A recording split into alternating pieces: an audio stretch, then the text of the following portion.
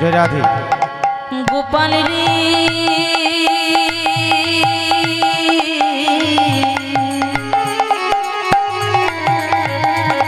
एक बार सारा दे गोपाल सारा दे गोपाल रे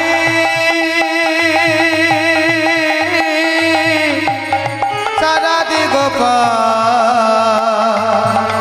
सारा दे। गोपाल कांगालिनी बोले कि तू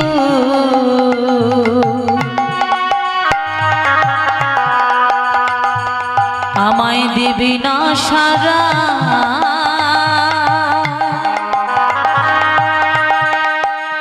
নয়নের মনি যেত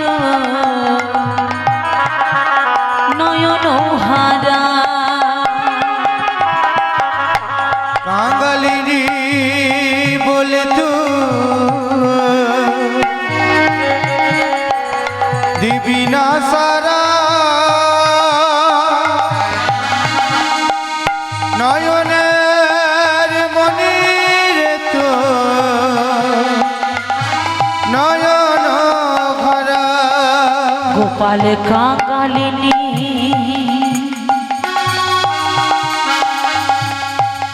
बोले कि तू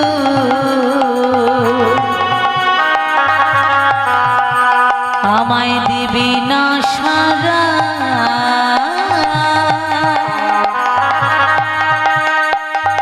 নয়নের মনি যেত ও সেই নয়ন হারা গোপাল রে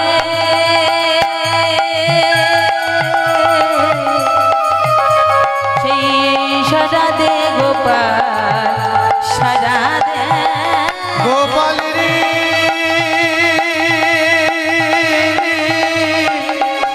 सारा दे गोपाल सारा दे। গোপাল রে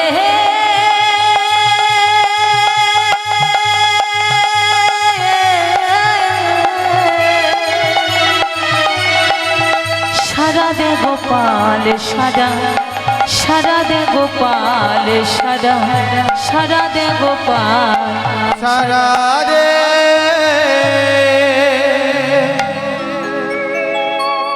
একজন বালক এসে মাকে জড়িয়ে ধরে বলল, মা ও মা, যার লাগি তুমি কাঁদো গো সে কোনোদিন কখনো তোমায় সাড়া দেবে না মা। কেন বাবা, আমার চিত্রাঙ্গদা কোথায়? বলল, জানো মা জানো, চিত্রাঙ্গদার বড় জল পিপাসা লেগেছিল মা, তাই ফুলের সাজিটা ধরিয়ে দিয়ে জল খেতে গিয়ে আর ফিরে আসেনি মা, আর আসেনি। এই কথা শুনে তখন স্বর্ণময়ী স্বামীর কাছে গিয়ে বলল, স্বামী ও স্বামী, কি বলছে শুনতে পাচ্ছ? স্বামী গো, আমার মা বলার সন্তান চিরদিনের মতো চলে গেছে, আর কখনো আমায় মা বলে ডাকবে না স্বামী। তাহলে যদি আমার সন্তান না থাকে আমি কি নিয়ে বেঁচে থাকবো স্বামী? সন্তান ছাড়া আমার কাছে কি আছে বলতে পারো স্বামী? তাহলে যে জলে জল খেতে গিয়ে আমার সন্তান হারিয়ে গেছে, আমি সেই জল পান করব। সুতপামণি বলল, না স্বর্ণময়ী, আমি এই প্রভাস নদীকে অভিশাপ দেব। নদী, এই নদী, পিতা বলা গোপালকে তুই কেড়ে নিলি। ওরে নদী, আজ আমি তোকে অভিশাপ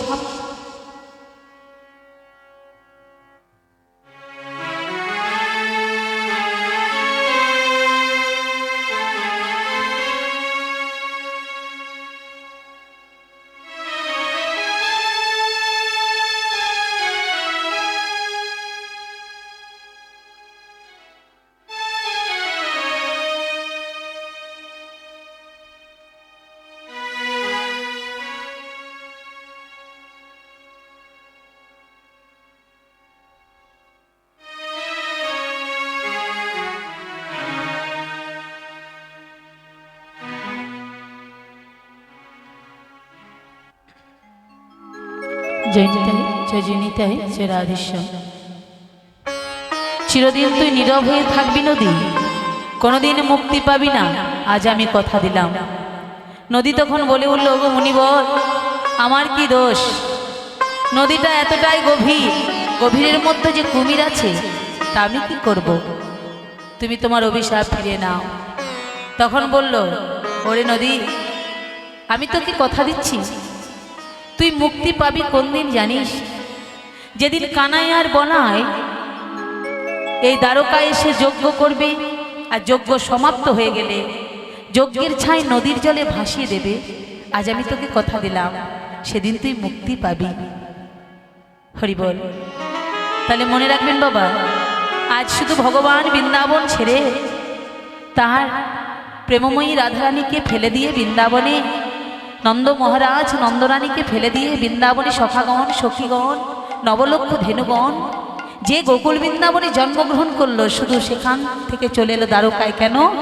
এই প্রভাস নদীকে মুক্তি দেবে বলে, উদ্ধার করবে বলে। নিতাই গৌর হরি বল, হরি বল, হরি বল, হরি বল। তাই ভগবান দ্বারকায় চলে গেছে। বৃন্দাবনে দশা কি গো? বৃন্দাবনে কি দশা জানেন? বৃন্দাবনে আর সুখ নেই, বৃন্দাবনে সবাই কাঁদে।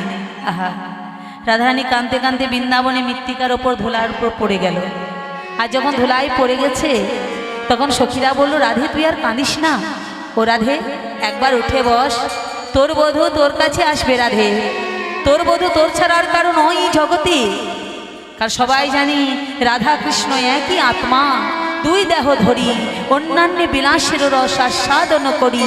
সেই দুই দেহ এবে হইল একঠায়, নবদ্বীপে অবতীর্ণ হল আমার শ্রী চৈতন্য গোসাই। নিতাই গৌর হরি বল, হরি বল। এ জগতে তোর ছাড়া কারো নয় রাধে, তাকে কেউ রাখতে পারবে না। তোর কাছে একদিন না একদিন ফিরে আসবে, আসবে, আসবে। রাধে তুই আর কাঁদিস না, তুই তুই উঠে বস। রাধারানী কি করেছে জানেন মা? মৃত্তিকার ওপর পড়ে একটা সামনে একটা চক মানে খড়ি ছিল, সেই চক খড়িটা নিয়ে তার কেমন ভাব দেখুন। আহা, তখন ধনী আমার করে কি, ভগবানের মূর্তিখানি আঁকছে। ধনী আমার ও গো আঁকি আসি কোটি,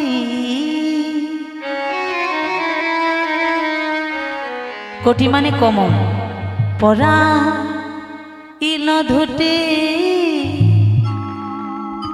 মানে কোমরে সে ধুতিটা পরিয়ে দিচ্ছে রাধা রাধা। কত যতনে প্যারি রায় ধনী আমার, ও সেই কত যতনে প্যারি। ধনী আমার রাখিয়াছে কোটি,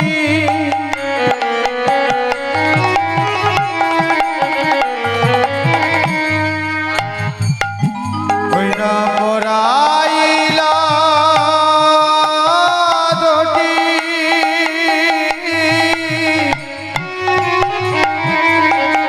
কত যতন প্যারি। ও সেই নাভি সরোবর,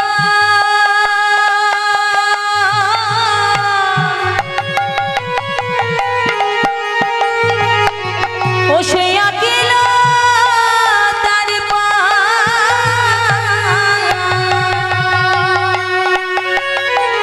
ও নবী সরোবর,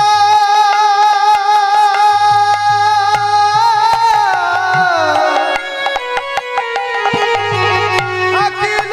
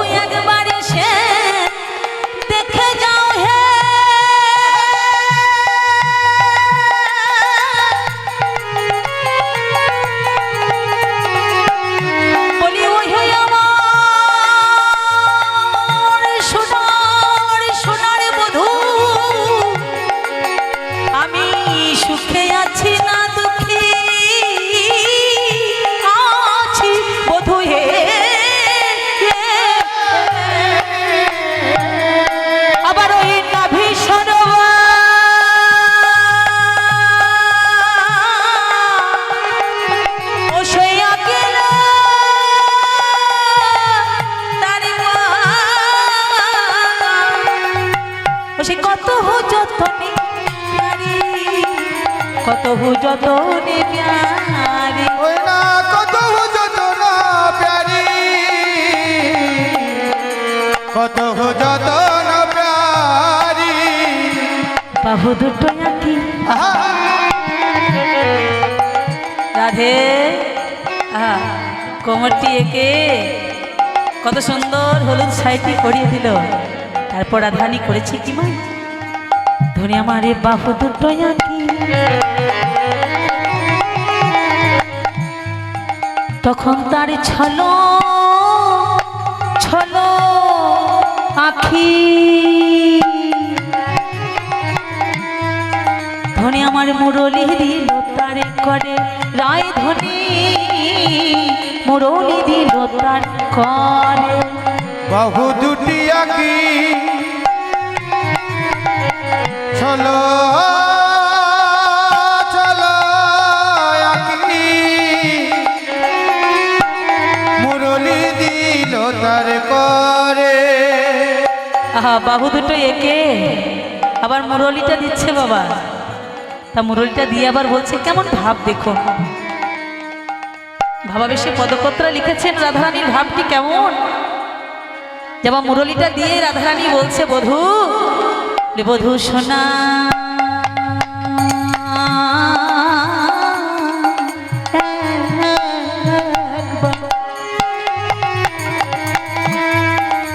ও তোমার ওই মুরলি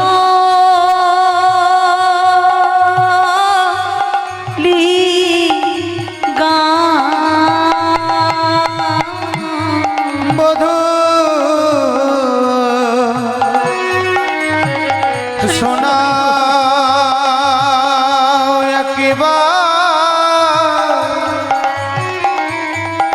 তোমার মুরলি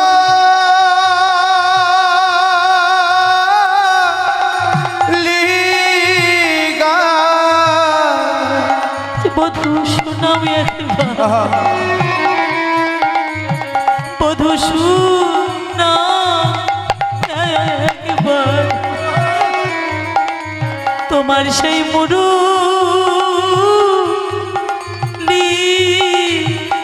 গান। বধূ সোনা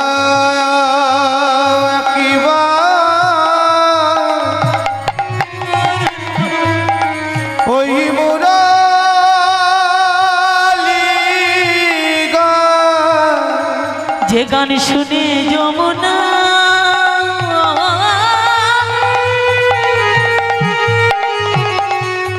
বলি বই তো পূজা, বধূ শোনাও একবার, বধূ শোনাও ও সেই মুরলির গান। যে গান শুনে যমুনা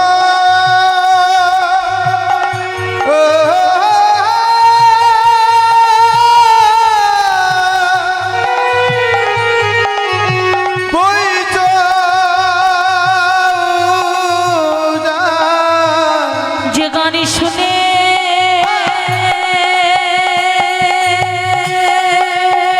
পাবো হলো রাধার প্রাণ। বধূ সোনা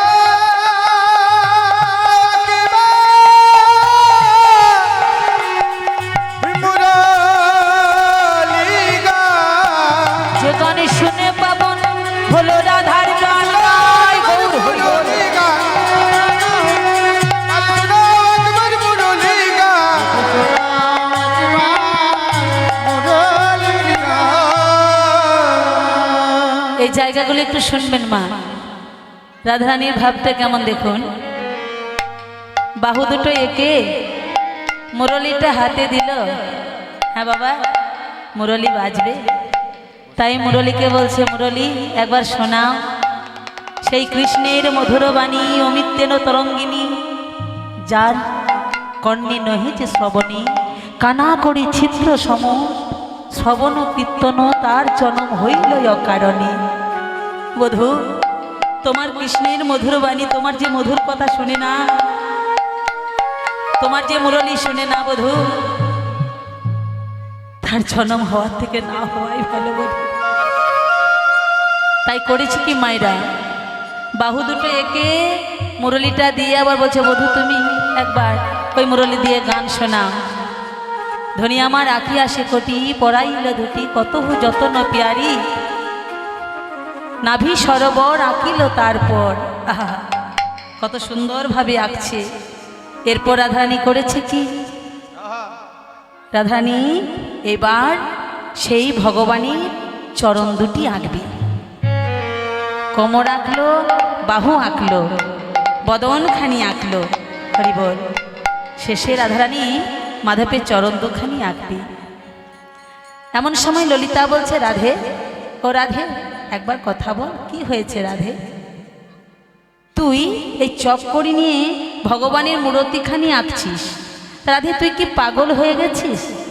তুই কি জানিস না যদি কোনো মূর্তি আঁকতে হয় চরণ থেকে আঁকতে হয়, নইলে বদন থেকে আঁকতে হয়। কেউ তো কোমর থেকে আঁকা শুরু করে না রাধে। তা তুই চরণও আঁকলি না, বদনও আঁকলি না, তুই কোমরটা এঁকে দিলি কেন? রাধারানী বলছে ললিতারে আমি পাগল নই, তবে জানিস আমি জানি, তবে আমি আমার বধূর চরণ দুটো কেন আঁকলাম না জানিস? আমার মাধব তো বৃন্দাবন ছেড়ে ব্রজধাম ছেড়ে চলে গেছে। ও মায়েরা লক্ষ্য রাখুন, রাধারানী বলছে এই মৃত্তিকার ওপর মানে ভগবানের চরণ দুটো যদি মাটির ওপর আমি এঁকে দিই, আমার গোবিন্দ তো নেই, কিন্তু আর চরণ চিত্ত যদি এই ব্রজধাম ছেড়ে চলে যায়, বৃন্দাবন ধাম ছেড়ে চলে যায়, তাহলে সখীরে বলে বলে কি নিয়ে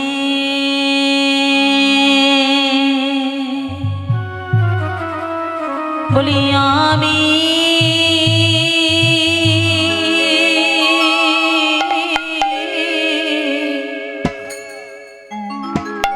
আমি এই ঘরে থাকিব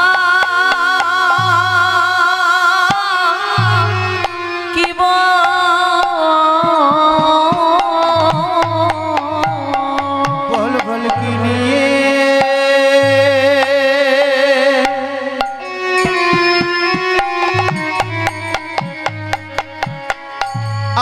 আমি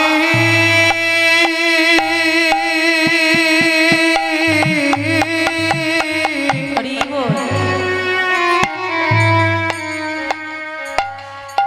আমি ঘরে থাকিব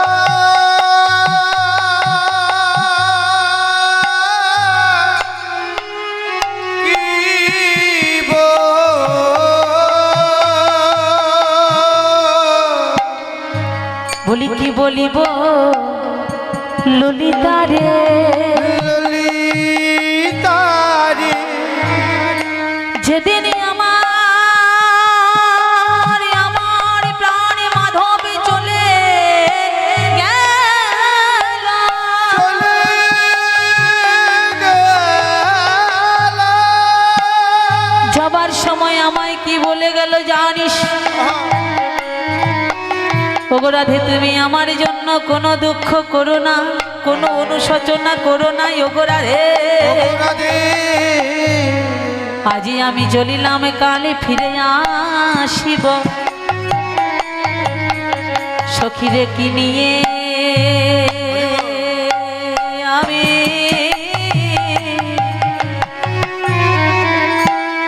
এই ঘরে থাকিব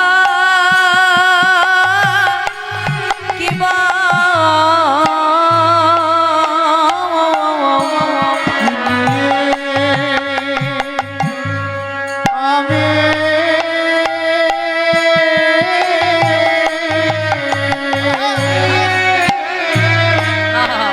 আমি ঘরে থাকিব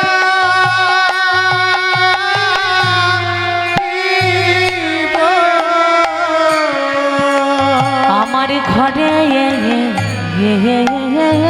থাকা। হরি বল হরি বল।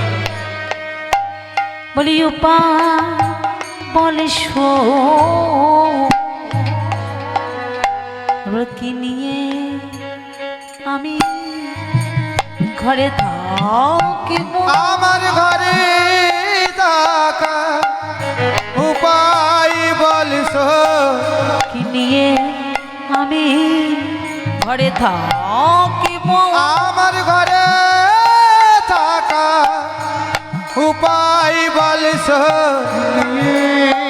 আমি ঘরে থাকি আমার ঘরে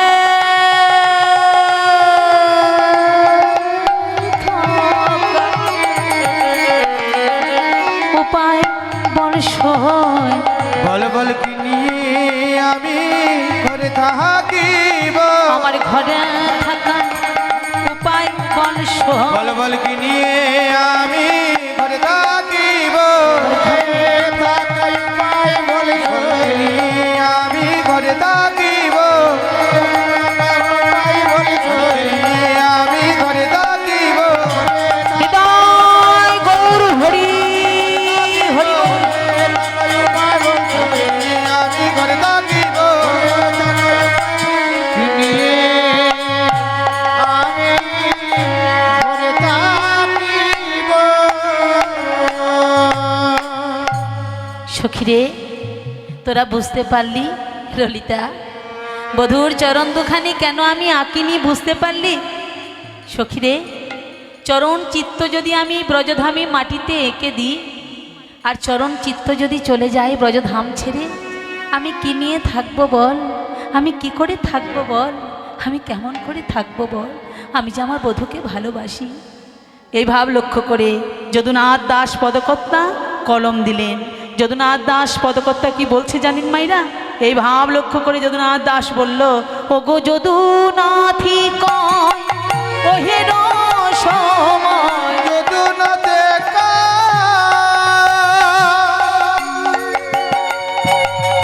উগিরা সময় দেখো যদুনাথ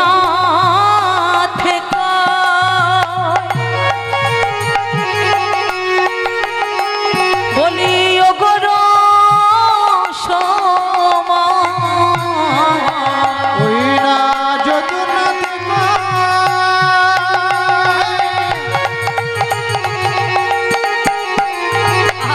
ওই না সময় আহা, আসিয়া একবার আসিয়া দেখো হে হেতা আসিয়া দেখো হে হেতা আমার যোজনা চিকায় ওই গিরা সময় আসিয়া দেখো হে হেতায় আসিয়া দেখো কি হেতায় বলি একবার এসে দেখে যাও হে একবার এসে দেখে যাও হে বধূ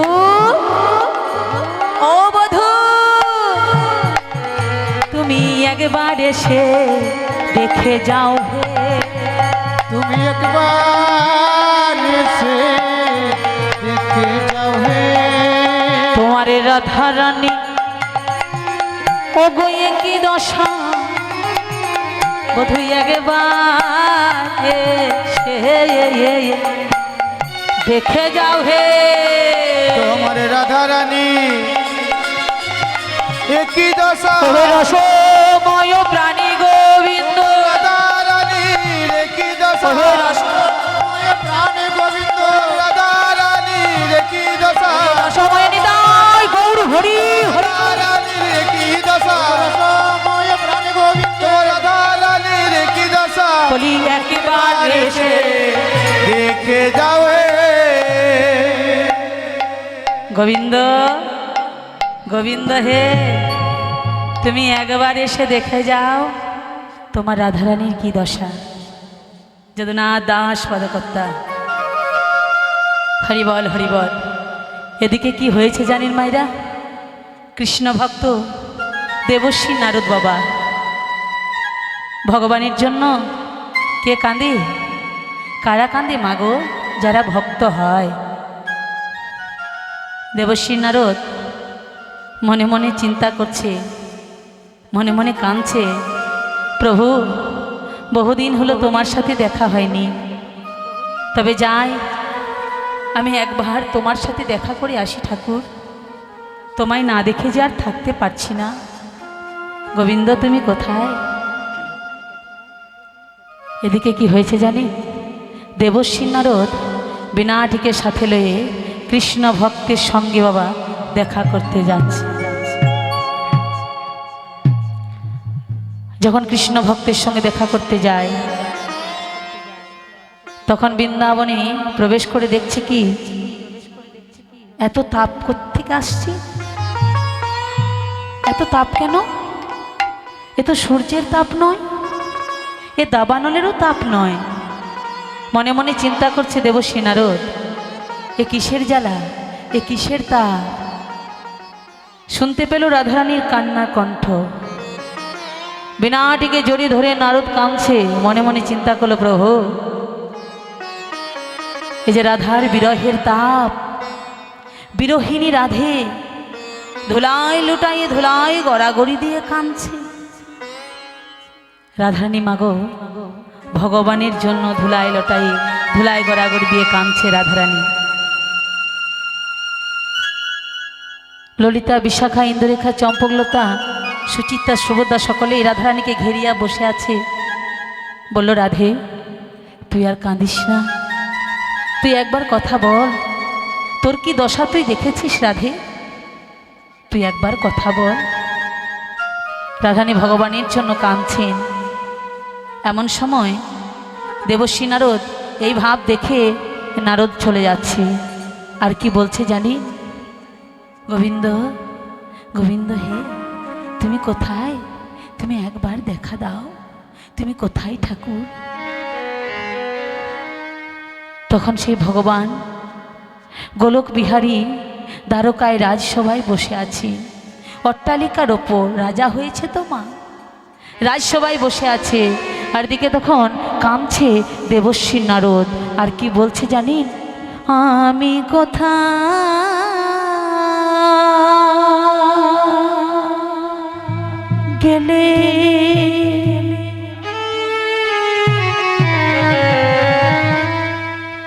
পাবো দেখা,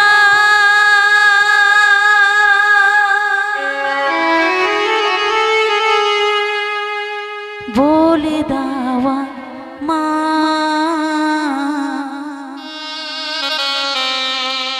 ওগো ভগবান।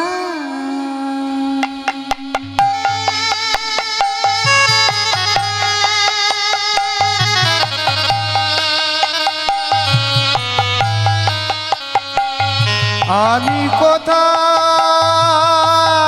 গেলে পাবো দেখা,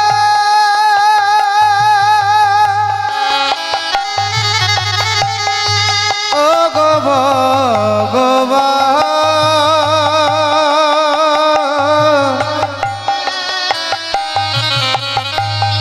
বলে দাও আমি কোথায় গেলে ওগো পাবো দেখা,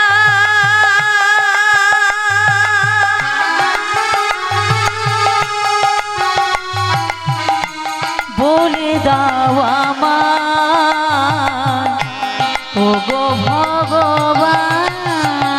আমি কোথায় গেলে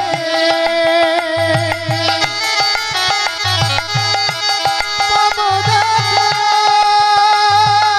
হরি হরি বল, হরি বল। বলে দাও আমায়, বলে দাও আমায়। আরে প্রেম জলে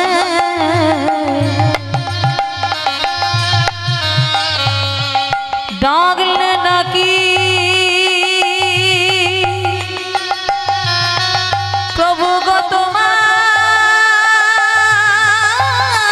কৃপা, প্রেম জলি ডাকলে নাকি প্রভু গো তোমার দেখা, ও সেই প্রেম জলে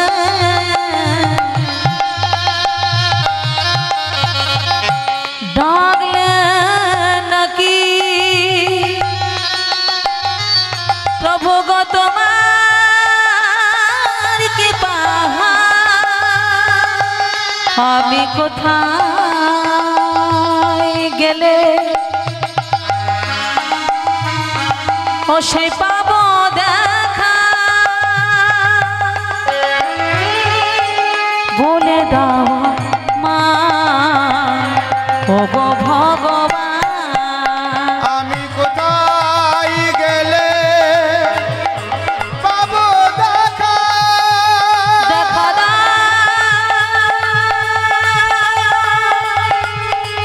বলে দাও দেখা বলে দাও আমার দেখা দেখা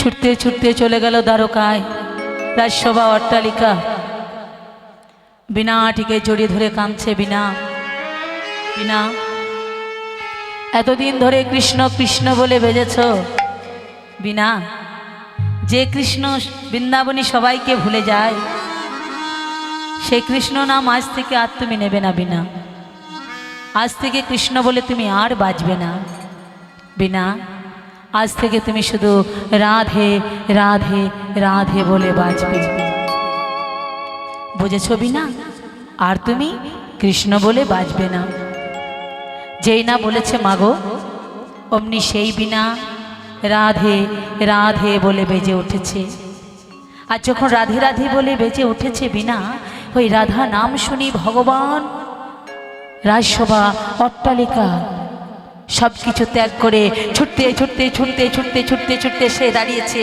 দেখছে কি দেবশ্রী নারদ